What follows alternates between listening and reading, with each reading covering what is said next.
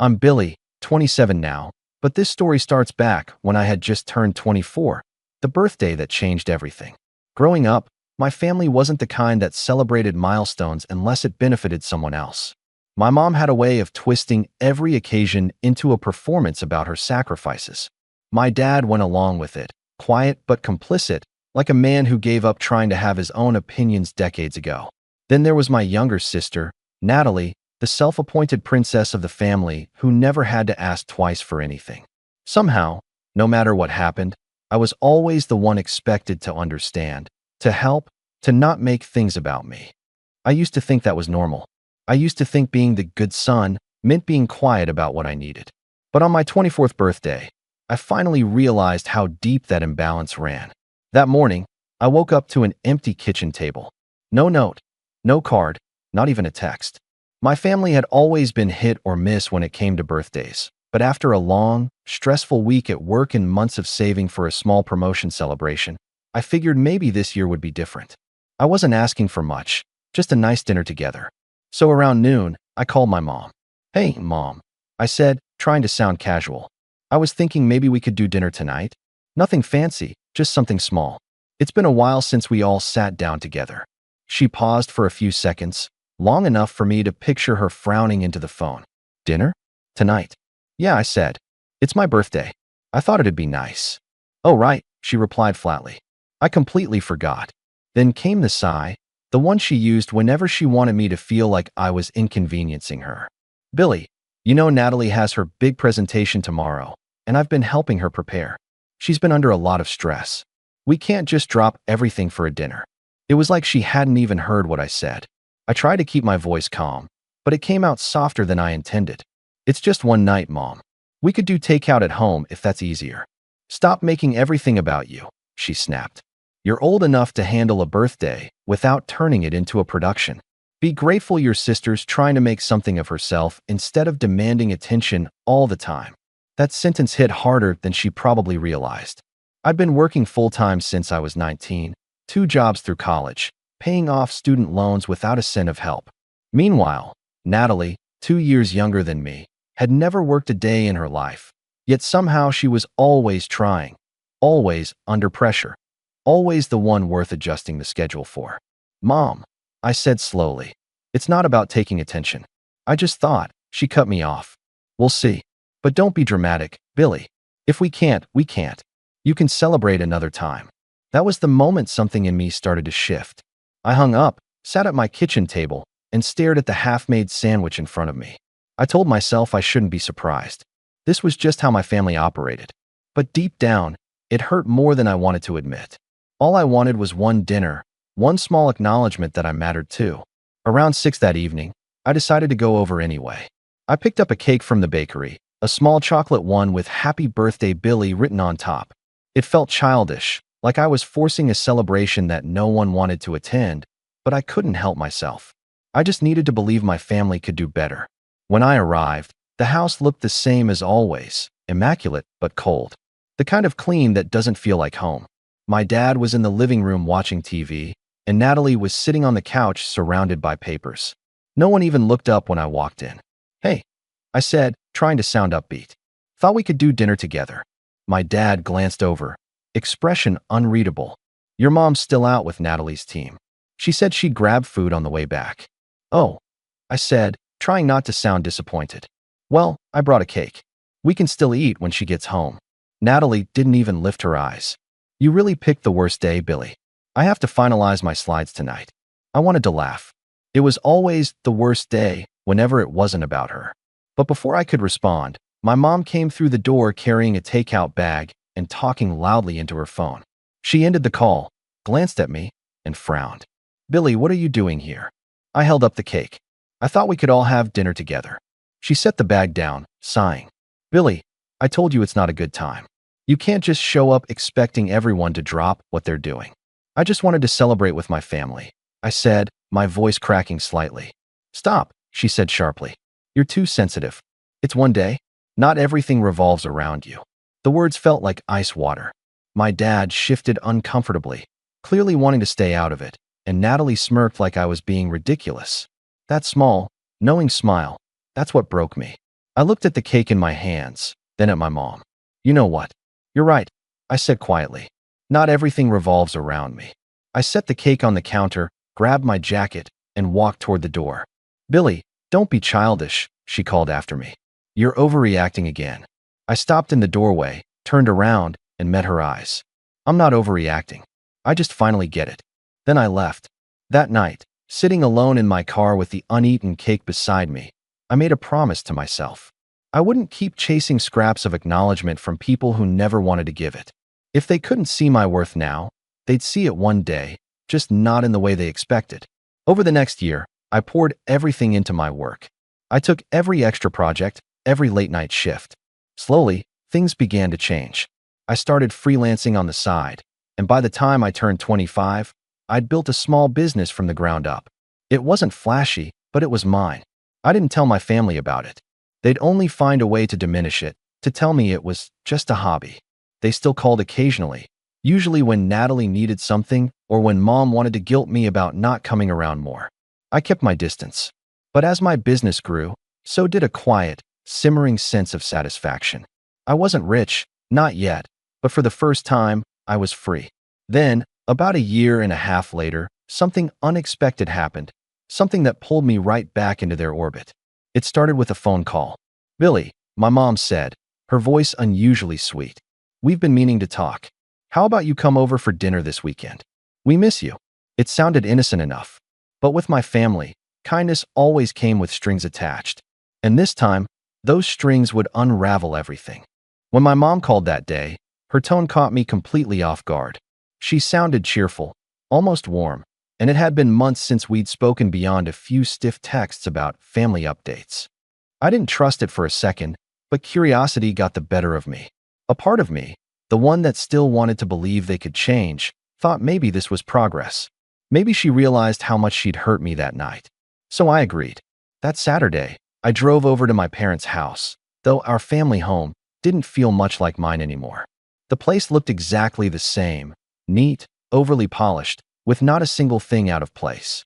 Even the smell was familiar, lemon cleaner, and the faint scent of my mom's perfume. It was strange how something could feel so familiar and foreign at the same time. When I walked in, Natalie was sitting at the table with my mom, surrounded by printouts and coffee cups. They both looked up at me, smiling in that forced, polite way people do when they've just been talking about you. My dad was in the living room again, half watching the news, pretending not to notice me. Billy, my mom said, standing up like I was some long-lost friend. Look at you. You've lost weight. Are you eating properly? I smiled faintly. I'm fine, Mom. Just been busy. Busy, huh? Natalie said without looking up from her notes. Doing what? Still working that, what was it again? Computer stuff? Her tone had that fake innocence she always used when she wanted to sound curious, but really meant to belittle you. I just nodded. Yeah, business has been going well, actually. That's good, Mom said quickly before Natalie could reply. We're proud of you, honey. She gave me that bright, too wide smile. It didn't reach her eyes. Anyway, dinner's almost ready. We're having roast chicken, Natalie's favorite. Of course. I didn't even bother pointing it out. Dinner was tense, but civil at first. My mom asked surface-level questions about work, none of which she seemed to care about. Every time I mentioned something I'd accomplished, Natalie would find a way to twist it. When I told them I'd landed a few big clients, she leaned back and said, That's nice, but don't you get nervous depending on freelance work? I'd hate to be constantly worrying about where the next paycheck comes from. I just smiled tightly. It's actually pretty steady now. Mom nodded approvingly at Natalie instead of me. See, that's what I've always said. It's better to have something stable, like your sister's career path. She's planning ahead. I almost laughed out loud. Natalie had been planning ahead since she graduated, but as far as I knew, she still didn't have a real job, just a few internships my parents had pulled strings for. The rest of dinner followed the same pattern, me talking, them dismissing. But what really made my stomach tighten was when Mom brought up my absence from family gatherings. You know, Billy, your father and I have been worried, she began, cutting her chicken delicately. You've been so distant lately. It's not healthy to isolate yourself from family. I put my fork down. Mom, I've tried. It just didn't feel like anyone wanted me around. Oh, don't be dramatic, she said immediately. We all love you. You just have a habit of making things bigger than they are. I leaned back, forcing myself to stay calm. Like when I asked for a birthday dinner, and you told me to stop making everything about me? The table went silent. Natalie's fork paused midair. My mom didn't even blink. You're still holding on to that? She said, her voice flat. Billy, it's been years. We all have bad days. Sure, I said quietly. But your bad day became my memory of turning 24. Her eyes narrowed slightly, the way they always did when she realized she couldn't control the tone of the conversation anymore. You're too sensitive, she muttered, shaking her head. You always were. I felt the heat rise in my chest. And you always dismissed it when I tried to talk about it. Natalie sighed dramatically.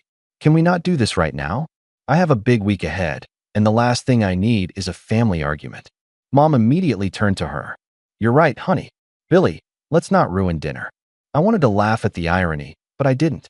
I just nodded, quietly eating the rest of my food. After dinner, Mom insisted I stay for dessert, though the dessert turned out to be leftover store-bought brownies. While she made coffee, she suddenly shifted the tone, her voice light and sugary again. Billy, you've always been good with money, haven't you? There it was, the real reason for the invitation. I smiled faintly. I manage. Well, she said, glancing at Natalie, your sister's got an incredible opportunity coming up. A new project with her company. But she needs a little financial help to get started. Natalie gave me a hopeful smile that didn't reach her eyes. It's just a short-term loan, Billy. You know I'd pay you back. I almost choked on my coffee. You're asking me for money? Not asking, Mom corrected. We're just hoping you could support your sister like family does. We helped you so much when you were starting out. I blinked. You mean when you told me not to waste my time on my silly projects? Her lips pressed together. Billy, don't twist things. We gave you a home, food, and support. Isn't that what family's for? I stared at her. The nerve of it all, the revisionist history, the manipulation, made my hands shake. They had never supported my ambitions. If anything, they made them harder. Every time I tried to talk about what I was building, they'd laugh or change the subject to Natalie's latest achievement. I'm sorry, I said slowly, setting the cup down. But I can't do that. Natalie's face fell instantly, her voice softening into that pitiful, practiced tone she always used. Billy, it's just a few thousand. You probably make more than me anyway. It wouldn't even be a big deal. I shook my head. It's not about the money. It's about how you treat me. Every time I say no, it turns into me being selfish. But when you say no, everyone rushes to understand your side. My mom's smile vanished completely. You're being ungrateful. For what? I asked. For everything we've done for you, she snapped. Do you think you'd be where you are if it weren't for our support? I stood up, pushing my chair back slowly. You're right. I wouldn't be. I'd be further ahead. For a moment, no one spoke. The air in the room felt heavy, thick with the kind of tension that had been building for years. My dad finally looked up from the couch, his voice tentative.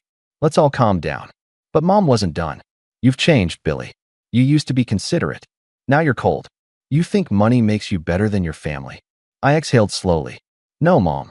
I just think it lets me finally say no without you holding it over my head. Her jaw tightened, and Natalie crossed her arms. Wow, she said. All this because we forgot your birthday once. That's exactly the problem, I said, walking toward the door.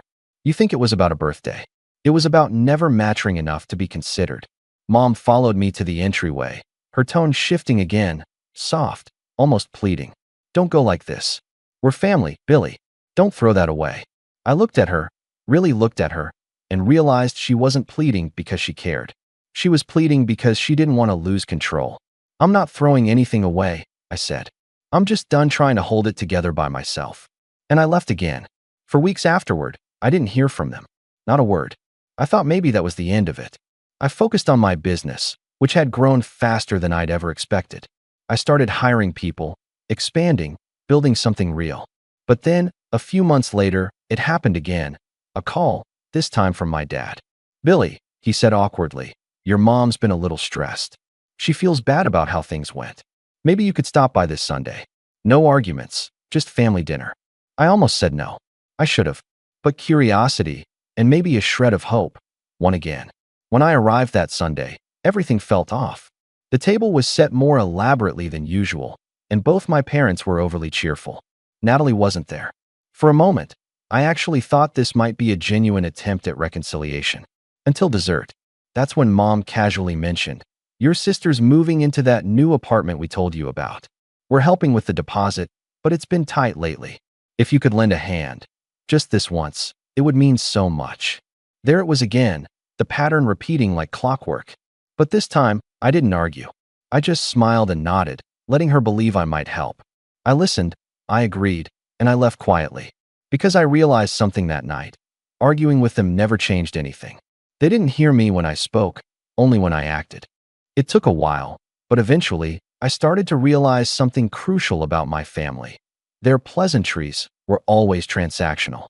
Every smile, every invitation, every moment of apparent warmth came with a hidden price tag. And that realization hit hardest on a day I should have felt safe. The day I found out Natalie had betrayed me in a way I couldn't have imagined. It all started with a routine Monday morning at work. I was sitting in my small home office, scrolling through emails, sipping coffee, trying to ignore the faint ache of loneliness that had followed me since that birthday years ago. My business was growing steadily, clients were reliable, a few new projects were lined up, but I'd learned the hard way to be cautious with success. You can't let people see how well you're doing unless you're prepared for the envy that comes with it. And unfortunately, family envy is the worst kind, because they already know you inside and out. That morning, a message popped up on my client portal that immediately set off alarm bells. One of my larger clients, a company I'd been nurturing for over 6 months, had suddenly requested to terminate our contract. Their reason? Unforeseen internal issues. That's the professional explanation, at least. But something about it smelled off. I called my contact, trying to remain calm. "Is everything okay?" I asked politely. We had everything scheduled for next week. "Oh, yes, everything's fine on our end," the client replied. "It's just a corporate policy thing. We had to switch providers for this quarter. Nothing personal." I thanked them, but I couldn't shake the sinking feeling in my chest.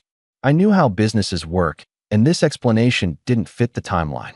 We had already started preparing for the next project. Someone had undermined me. Someone had deliberately sabotaged my work. And the truth hit me like a punch. I remembered a conversation Natalie had slipped into months ago. She was casually asking about my clients, asking questions that seemed innocent at the time. I'd brushed it off, thinking she was curious, maybe even trying to show interest in my life. But suddenly, I saw it clearly. She'd been gathering information, my schedule, my client list, my contacts, and using it against me. I didn't confront her immediately. I needed proof.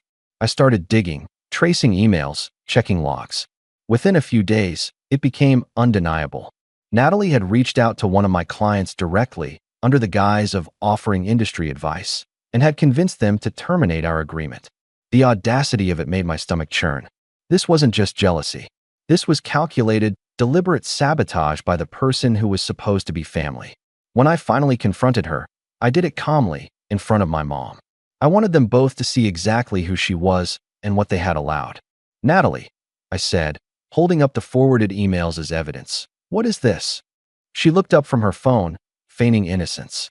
"What are you talking about?" I slid the emails across the table. "You contacted my client. You undermined me. You made them terminate our contract. Do you even understand what that means?" Mom's face paled. "Billy, don't be ridiculous. I'm sure there's a reasonable explanation." "There's nothing reasonable about this." I snapped, my voice shaking. "You sabotaged me. You lied to me. You manipulated my clients behind my back." Natalie finally looked up, and in that moment, I saw the same arrogance and entitlement that had haunted me since childhood. She smirked. "Oh, come on. It's just business. You've been doing so well. It's not like you can't handle a little competition." I felt something in my chest tighten, like a balloon being squeezed. Competition? This is my livelihood. This is what I built from nothing. Mom finally spoke, her tone defensive, almost panicked. "Billy, you're overreacting. You know how your sister is. She didn't mean it like that. It was just a mistake." I laughed bitterly. "A mistake?" She deliberately went behind my back and destroyed months of work. "That's not a mistake, Mom. That's betrayal." Natalie shrugged. "You always take things too seriously. Maybe if you weren't so obsessed with work, you'd understand family comes first." At that moment, the last thread of trust snapped. Everything I had believed about them, about family being a safe place, was a lie. They were more concerned about protecting Natalie, preserving her ego, than acknowledging the damage she'd done. My mom's attempts to minimize it, to brush it off as an accident, made it worse. I realized then that I could never rely on them to act fairly, to act with integrity, or even to act like family. I left that day in silence, walking out without another word. The betrayal didn't just hurt, it enraged me. Not the kind of rage that made you yell or cry, but the cold, simmering kind that fuels strategy. I spent the next few weeks quietly picking up the pieces. I resecured the clients I could, repaired relationships, and implemented safeguards to ensure nothing like this could happen again. But the damage to my trust had been done, and that was something I couldn't fix. For the first time in my life, I started thinking strategically, not just about my work, but about my family. I realized that if I ever let them back in without consequences, they'd never stop. They'd continue to manipulate, belittle, and sabotage me whenever it suited them. And Natalie, she had proven she was willing to cross every line, break every boundary, and destroy anything I worked for without a second thought.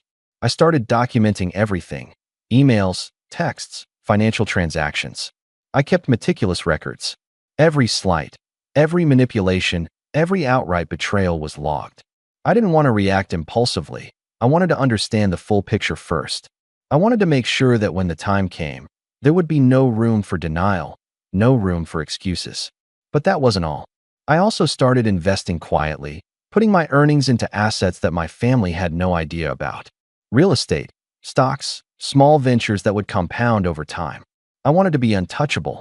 I wanted to build something so undeniable that my family, no matter how entitled or manipulative, couldn't twist the narrative against me. Meanwhile, they continued to show up in my life, trying to pretend nothing had happened. Mom would call, apologizing vaguely. "Billy, I'm sorry about the stress. We just want the best for you." Natalie would text, sending the occasional emoji-laden message like nothing had occurred. "Hey, hope work's going well." I didn't respond. I knew better. Their apologies were never sincere. They were testing the waters, seeing if I would forgive, if I would let my guard down. But I wasn't that naive anymore. Then, the final blow came, an act so calculated it made my stomach drop and my hands shake. Mom had managed to convince a small mutual acquaintance, someone I had trusted to advise me on an upcoming expansion, to feed them information about my business strategies.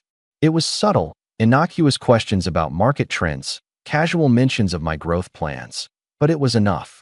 Enough for them to start planting seeds of doubt in Natalie's mind. Enough for them to turn her envy into action. The day I discovered it, I felt the full weight of everything. Months of work, late nights, careful planning, and quiet victories had all been shadowed by their interference. They had once again inserted themselves into my life, attempting to manipulate outcomes to suit their own sense of entitlement. The betrayal wasn't just about business anymore. It was personal. They wanted control, and they wanted to remind me that no matter how independent I thought I was, they still had the power to disrupt me. I sat in my office that night, staring at the documents and messages I had compiled. A single thought echoed in my mind. If they wanted to play dirty, so could I. But this time, I wouldn't react out of emotion. I wouldn't argue or plead or try to reason. I would plan. And when the time came, every slight, every manipulation, every betrayal would have a consequence they couldn't ignore. The thing about betrayal is that it changes you. It sharpens you. It makes you notice patterns you never saw before. And now, after Natalie's deliberate attack, after my mom's complicity, and after years of being dismissed, I finally understood something fundamental. Family doesn't automatically protect you. Sometimes, it's the enemy you know best. And enemies are best defeated when they least expect it. After Natalie's sabotage, I thought I had reached my breaking point. For the first time in years, I felt completely and utterly alone. It wasn't just the loss of a client or the financial setback. It was the realization that the people I had called family, the people I had trusted implicitly, were willing to undermine me at the slightest opportunity. And the worst part was the silence that followed. There were no apologies, no attempts to make amends, just the usual pretending everything was normal, as if I'd never existed that day. I went through that week in a haze. I didn't want to answer the phone, didn't want to see emails from anyone, didn't even want to leave my apartment except to get groceries or coffee. My business was surviving, barely, but I felt hollow, like the foundation of my life had been pulled out from under me. My sleep was erratic. I'd wake up in the middle of the night replaying every conversation, every slight, every betrayal, thinking, how did I get here? How did I let this happen? It was a hard, dark period. I spent hours walking around the city at night, alone, replaying memories that had long been tucked away. I remembered my birthdays ignored, my achievements minimized, my opinions dismissed. I remembered Natalie being praised for mediocrity, Mom and Dad turning a blind eye to injustice, and me standing there, waiting for recognition that never came. And then, in one of those quiet, lonely nights, I realized something. I could either keep drowning in this bitterness, letting them control my emotions and define my worth, or I could use it. I could take that energy, that hurt, and turn it into something powerful. I couldn't control them, but I could control myself. I couldn't stop their envy or entitlement, but I could make sure it never harmed me again.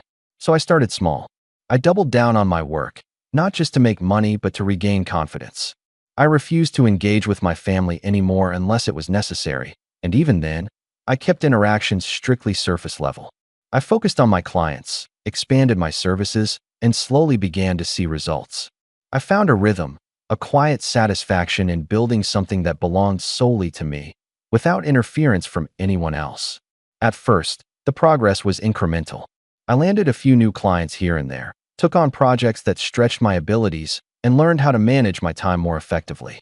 I invested late nights in research, learning the nuances of business I'd only brushed over before.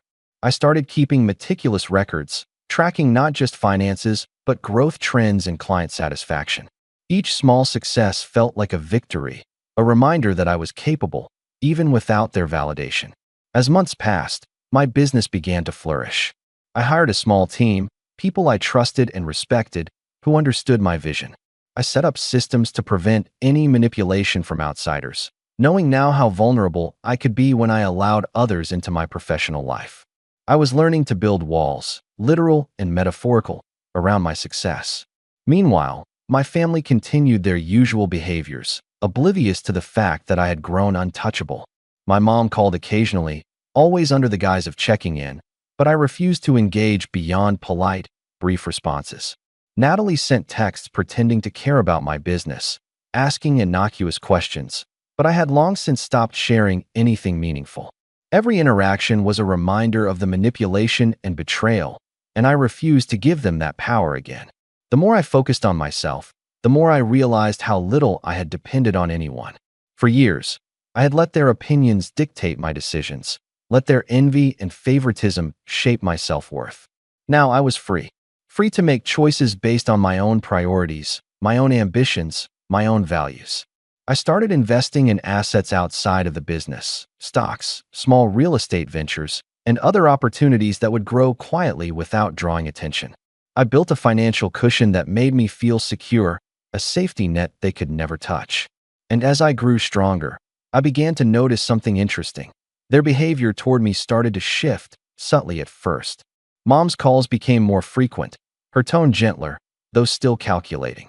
Natalie started mentioning my projects in passing, casually asking questions that hinted at curiosity more than genuine concern. My dad, always the quiet one, started dropping subtle comments about my success when we crossed paths. I didn't respond. I didn't reward their attention. I let them exist on the periphery of my life while I continued to grow. I started setting boundaries that they couldn't push past, and every time they tried, I reinforced them calmly but firmly. It wasn't about revenge yet. It was about proving to myself that I could stand independent of them, that I could thrive despite their toxicity. By the time my next birthday rolled around, things were drastically different.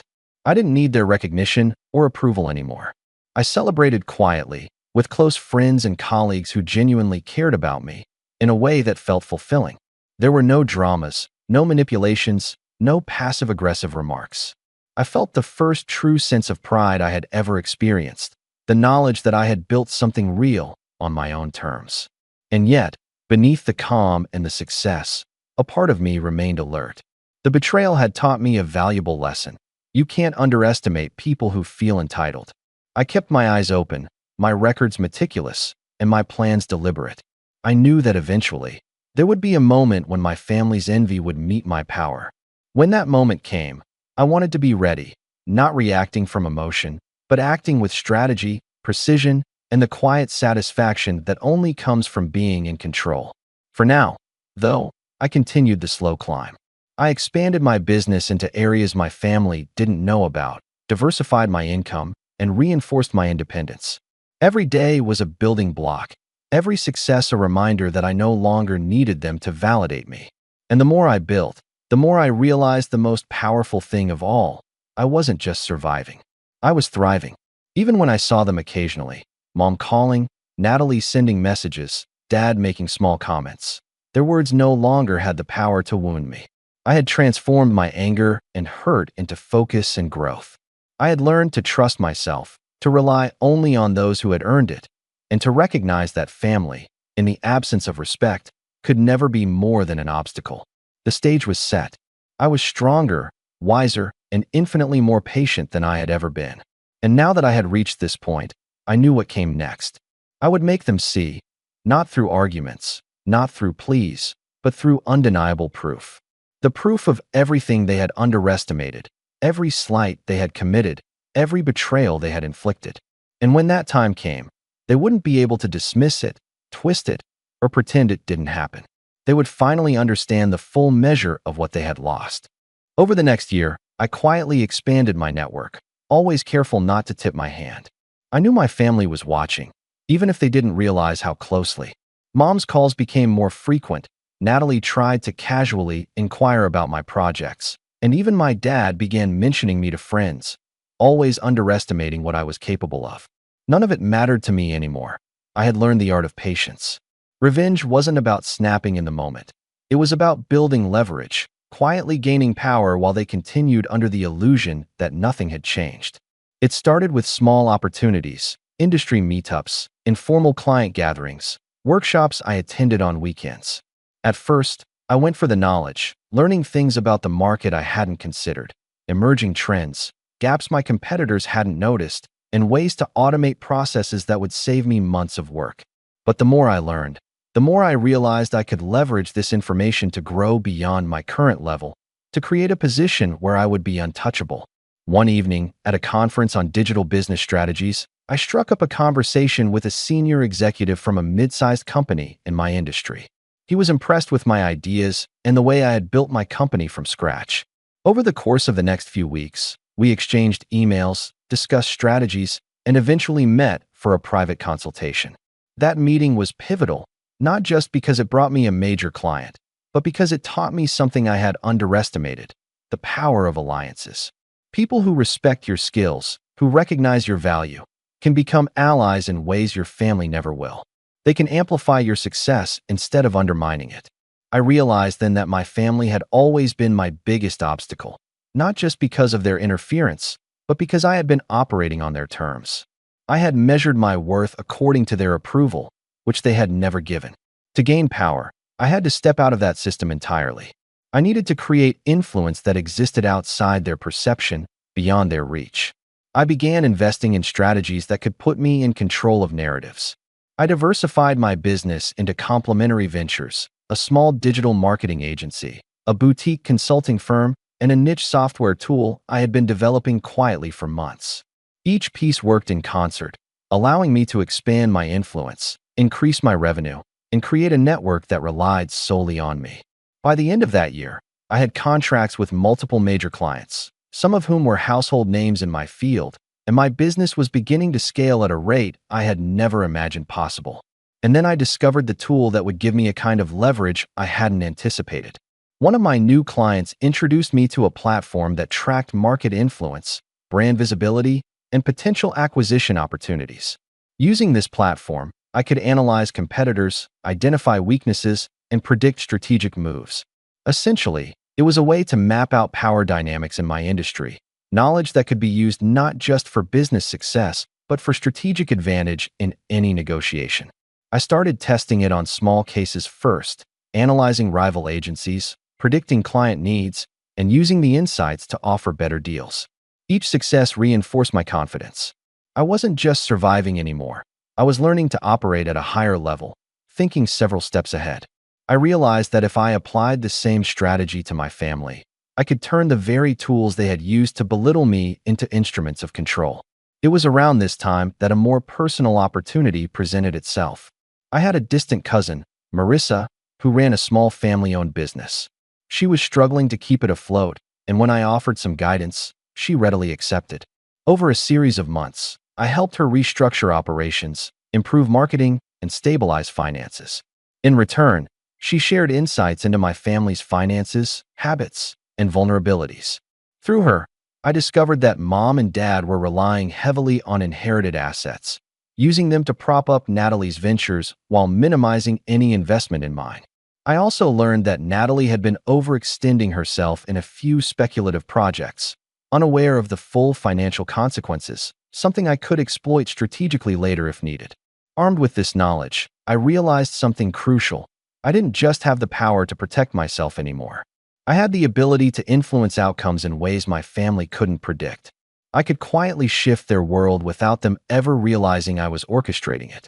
I could turn the envy, the entitlement, the manipulations they had wielded against me back on them, but in a way that would be undeniable, inescapable, and entirely under my control. At the same time, I began to build credibility in public spaces. I started giving talks at conferences, writing articles for industry publications, and sharing insights on digital platforms. My reputation grew not because I needed validation from my family, but because people recognized value in my work.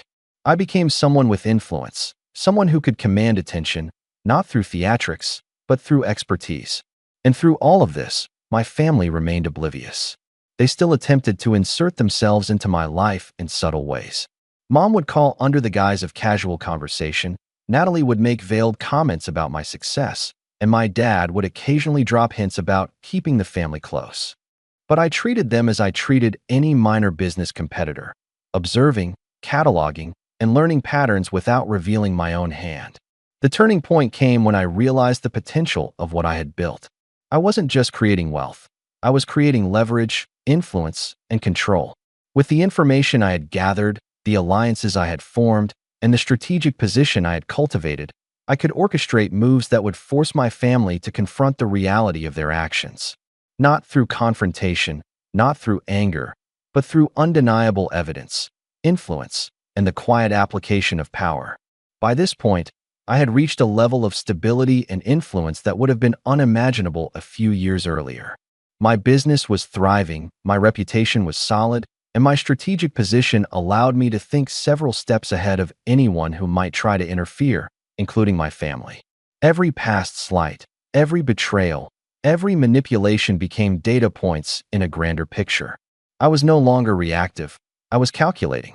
And the final realization hit me quietly one night, as I reviewed my growing portfolio and client base.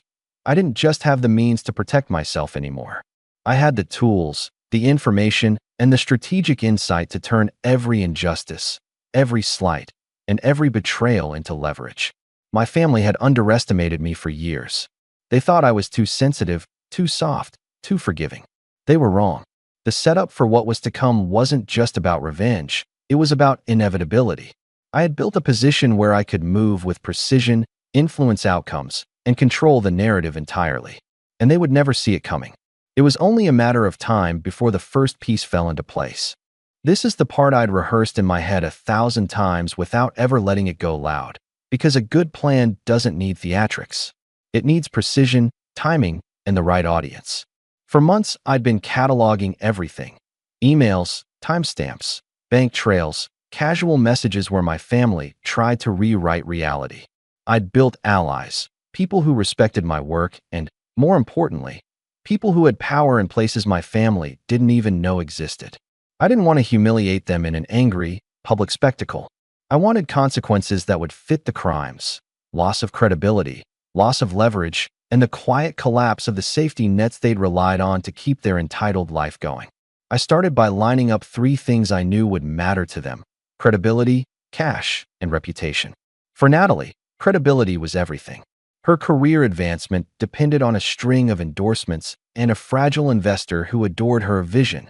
For Mom, reputation was the currency she circulated at school fundraisers and neighborhood gatherings. For both of them, a hint that they couldn't be trusted would force them to scramble. And scramble is the moment when people make mistakes. I invited them to what they thought was a belated birthday dinner. Again, and this time they took the bait eagerly. Mom was all warmth and "we can finally be a family" lines, like she'd rehearsed a role. Natalie arrived with her usual practice brightness and a new portfolio she couldn't wait to show me. They were smug in the way only people who've never had to fight for respect can be.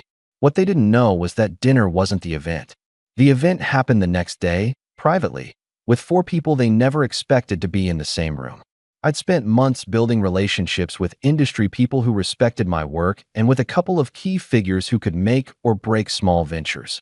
Marissa, the cousin I'd quietly helped, an executive from the firm that had been my big client, and a small-time investor who'd been considering backing Natalie's next big thing.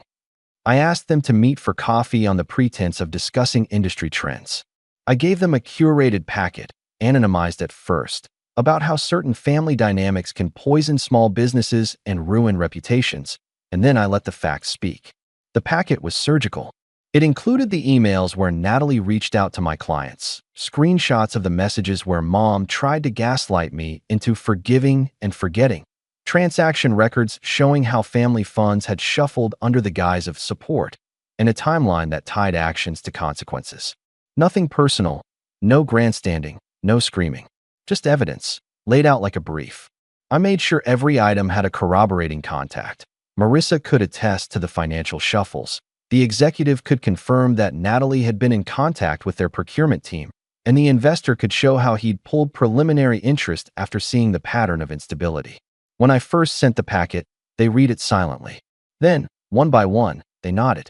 The atmosphere was clinical, the kind you find in rooms where contracts are decided. The investor called his associate. The executive made a note and said he'd adjust their vendor list. Marissa said she'd go back to her family with a financial reality check. That was all I needed.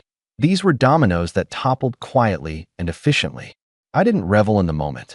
I walked into the meeting like someone who'd come to work, because that's what it was, work to correct a long injustice. But the effects were immediate. Within days, Natalie's potential investor withdrew his interest with a formal email citing concerns about governance and transparency. The executive publicly changed a vendor relationship that indirectly affected a separate opportunity Natalie had been courting.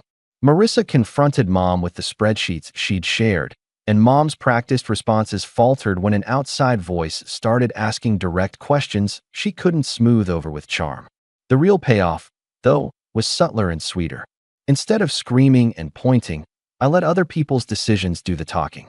Reputation, once gone, doesn't come back with apologies. The kind of people who host gala tables and endorse neighbors don't like uncertainty.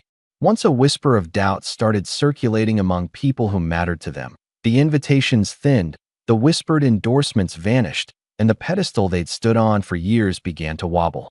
When I finally saw them together, Mom pale and defensive, Natalie flustered, and suddenly human in a way I'd never seen, something unexpected happened inside me.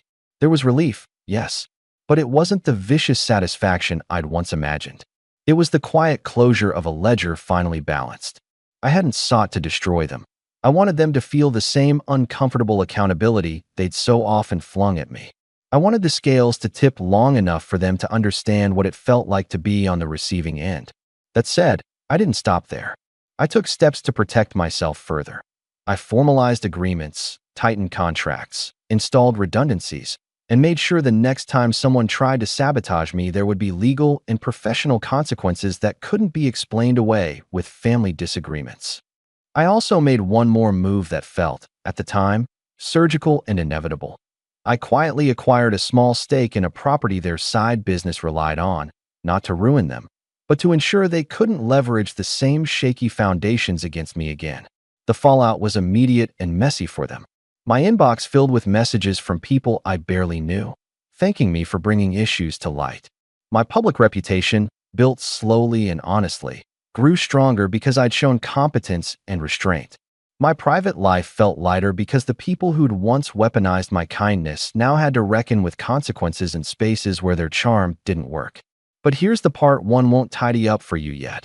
As the first wave of consequences hit, they didn't just fold gracefully. Entitlement doesn't disappear quietly. It lashes out. Mom called twice, once with a plea that sounded like grief, the next time with thinly veiled accusations. Natalie made a public attempt to paint herself as a victim of gossip. And in the middle of that scramble, a new, unexpected variable appeared. One that I hadn't planned for, and that pulled me back into something I thought I'd already closed. I sat there, watching the dominoes fall, feeling that old mix of vindication and unease. I had executed the plan cleanly and professionally. It worked. But the new variable, someone else's reaction, someone neither of us had anticipated, was already starting to ripple, and it promised to change the game in a way I hadn't accounted for. The weeks following my quiet execution of the plan were surreal. I watched the fallout unfold like a storm I had orchestrated but didn't need to micromanage. Natalie's investor didn't just withdraw. He publicly announced a shift in priorities, citing due diligence concerns, and the news spread in the niche industry circles they relied on. Any potential project Natalie had lined up began to evaporate quietly. The partners she had bragged about for months no longer returned her calls. For someone who had built their ego entirely on external validation, it was devastating. Mom's reaction was slower, but no less telling. She tried her usual tactics: calls, texts, half-hearted apologies, hints about family bonds. But this time, every attempt bounced back against her. Marissa had compiled the records I'd shared into a clear, irrefutable summary, showing how funds were being mismanaged and how past manipulations had consistently harmed me while propping up Natalie. Neighbors and friends, previously swayed by Mom's charm, began asking pointed questions. Invitations that once flowed effortlessly now became scarce. Mom, for the first time, experienced the quiet social isolation she had inflicted on me emotionally for years. Even Dad couldn't maneuver his way out. A few of his business contacts, quietly informed of patterns of interference and favoritism, began to reconsider partnerships. Where he had once been able to lean on authority and history, now every move was scrutinized, and he realized too late that the credibility he had assumed as a birthright was gone.